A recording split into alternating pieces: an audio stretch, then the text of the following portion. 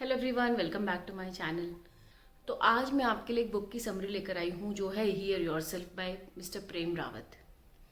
ये एक काफ़ी फेमस पर्सनालिटी हैं और अपने नॉलेज के लिए बहुत जाने जाते हैं। और जैसे कि मैं हमेशा इस चैनल पर नई नई किताबें लाने की कोशिश करती हूँ, तो चलिए आज का वीडियो स्टार्ट करते हैं। ये एक ऐसी किताब है जो आपको लाइफ के फंडामेंटल सिखाती है। बहुत बड़ी बड़ी बातें करने की जगह बहुत सिंपल बातें करती है, जो कि हम सब जानते हैं। बट इसमें कुछ ऐसी कहानियां हैं जो हमें वो नॉलेज बहुत इजीली समझाती हैं और हम बहुत जल्दी उनको अडेप्ट कर सकते हैं। तो ऐसी एक कहानी है, पहली कहानी जिससे मैं शुरुआत करूंगी वो है एक ब्रोकन पॉट की। जी हाँ, एक टूटे हुए मटके की। एक टूटा हुआ मटका आपको क्या ही सिखा सकता है, बट इस कहानी में जब आप रिजल्ट देखेंगे तो आप समझेंगे कि एक टूटा हुआ मटका भी आपको बहुत कुछ सिखा सकता है। पहाड़ों की कहानी है। एक लड़का हमेशा एक टूटे हुए मटके को ऊपर तक लेके जाता था, उसमें पानी भर कर ले जाता था और वापस ले आता था। जब तक वो वापस पहुंचता मटका खाली हो जाता। तो सब उसका मजाक उड़ाने लगे कि ये देखो, ये खाली मटका, ये तो क्या ही काम आएगा, ये किसी काम का नहीं है। मटके को ये सुन के बहुत तकलीफ होती है। वो सोचता है कि हाँ, मेरी लाइफ तो व्यर्थ है। वो सोचता है मैं तो बिल्कुल यूजलेस हूँ, मैं जो काम कर रहा हूँ वो तो काउंट ही नहीं होता। कई बार हम लोगों को बहुत डिमीन करते हैं उनके काम के लिए कि जो वो काम कर रहे हैं वो तो कुछ सब्सटेंशियल काम ही नहीं है। सपोज आप किसी हिल स्टेशन पर जाते हैं तो जो आपकी मदद करते हैं पहाड़ चढ़ने में, या फिर अगर आप नदी पार करना चाहते हैं तो जो आपको नाव में बिठाते हैं, तो आपको लगता है कि ये तो बहुत छोटा काम करते हैं। बट अगर आप इस चीज़ को देखें कि अगर वो अपना काम नहीं करेंगे तो शायद आप भी सक्सेसफुली वहाँ तक नहीं पहुँच पाएंगे। मटका ये सोचकर परेशान हो जाता है कि मेरी तो कोई वैल्यू ही नहीं है। तो वो उस लड़के से कहता है कि तुम मुझे क्यों ऊपर लेकर जाते हो, इतनी मेहनत करते हो, सारा पानी बह जाता है, सब बाकी के मटके मेरा मजाक उड़ाते हैं कि तो टूटे हुए हो, तुम्हारा कोई काम ही नहीं है। इस पर लड़का मटके को ये समझाता है, जब हम पहाड़ पर जाते हैं तो क्या कभी तुमने उस रास्ते को देखा है? मटका कहता है नहीं। तो लड़का कहता है कि आज तुम उस रास्ते को देखना। जब लड़का उस मटके को लेकर जाता है ऊपर तो वो देखता है कि पूरा रास्ता हरा भरा होता है। तो जो पानी रोज उस मटके से गिरता था उससे वो रास्ता पूरा हरा भरा हो जाता है। ये वैल्यू थी उसके काम की। दूसरी कहानी की तरफ बढ़ते हैं। एक बार एक प्रोफेसर डॉक्टर के पास जाते हैं और कहते हैं कि मुझे पूरी बॉडी में पेन है डॉक्टर, मुझे सर में पेन है, मुझे हाथों में पेन है, मुझे पैरों में पेन है। डॉक्टर उनकी बात ध्यान से सुनते हैं और फिर उन्हें ये कहते हैं कि पेन आपकी पूरी बॉडी में नहीं, आपकी फिंगर में है। जिस फिंगर से आप उस पेन को फील कर रहे हैं उसी फिंगर में पेन है। ये हमें बताता है कि हमारे चीज़ों को देखने के नज़रिए में प्रॉब्लम है। हमारी पूरी लाइफ प्रॉब्लम से भरी नहीं है। तो अगर हम ये नज़रिया बदल लें तो हमारी लाइफ डेफिनेटली ईजी हो जाएगी। सारी प्रॉब्लम्स ख़त्म नहीं होंगी पर बहुत ईजी हो जाएगा उनके साथ डील करना। इसमें उन्होंने एक महाभारत की कहानी भी बताई है। द्रौपदी वेदव्यास जी के पास गई और उन्होंने कहा कि वेदव्यास जी, आप मुझे मेरे भविष्य के बारे में बताइए। वेदव्यास जी ने कहा कि तुम्हारी वजह से कई लोगों का खून बहेगा और बहुत बड़ी लड़ाई होगी। द्रौपदी ये सुनकर बहुत बुरा महसूस करती है और वो कहती है कि कुछ ऐसा बताइए कि ये सब ना हो। तो वेदव्यास जी उन्हें 3 चीज़ें करने को कहते हैं। पहली, कि कभी किसी का अपमान मत करना। तो ये जो स्टोरीज हैं ये हमें कनेक्ट करती हैं अपने आप से।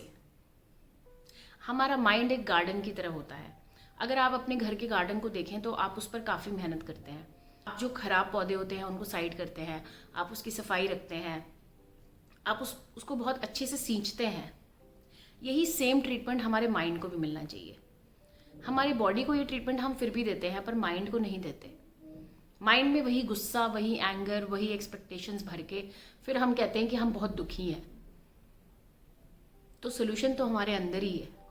वो ये है कि एक राजा अपने पुरोहित जी के पास जाते हैं और उनसे पूछते हैं कि मुझे स्वर्ग या नर्क क्या मिलेगा, मुझे बताइए।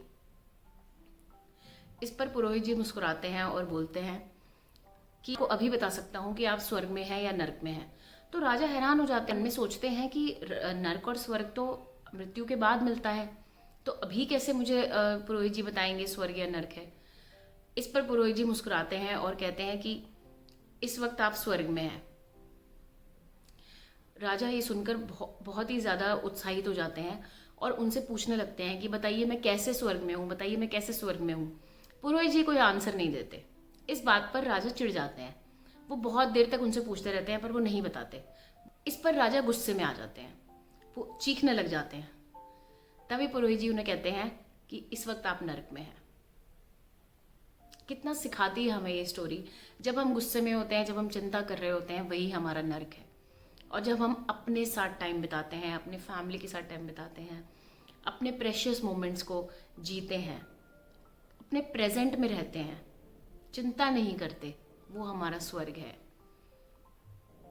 हमें बहुत कुछ सिखाती है और ये सारी चीज़ें प्रेम रावत जी ने बहुत अच्छे से बताई हैं।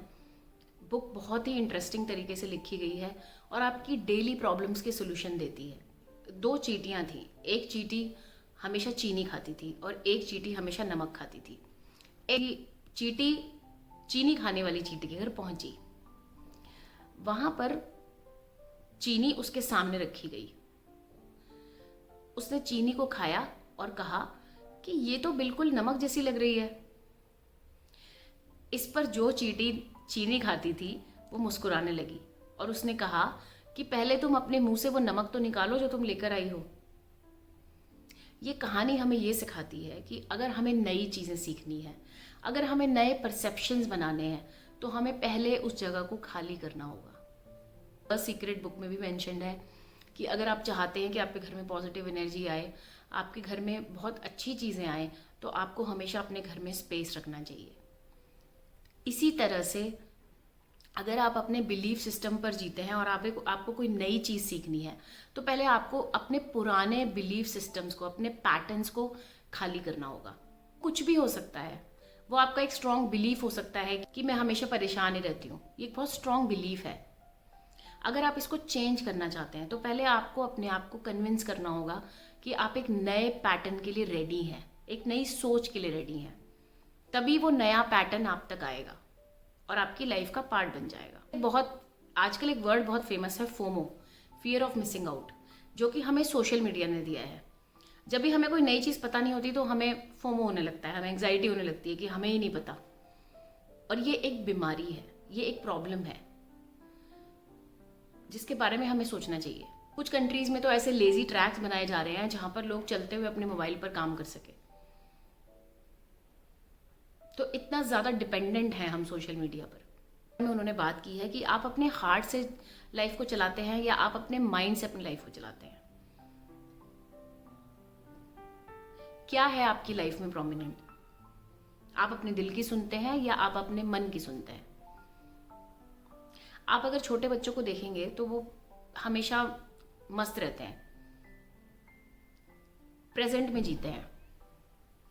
अगर आप उन्हें डांट भी देते हैं तो बहुत जल्दी आपको माफ कर देते हैं। वो आपके पास वापस उसी एनर्जी के साथ आते हैं। तो हमारे अंदर ये जो चाइल्ड लाइक एबिलिटी है, इसको हमें कभी ख़त्म नहीं करना चाहिए। तो मैं इसी तरह से आपके लिए और बुक्स के वीडियो ज़रूर लाती रहूँगी। अगर आपको मेरा वीडियो पसंद आया तो इसे लाइक शेयर ज़रूर करें, मेरा चैनल ज़रूर सब्सक्राइब करें और इस यूट्यूब फैमिली का पार्ट बने। Thank you so much for your time and happy new year to everyone.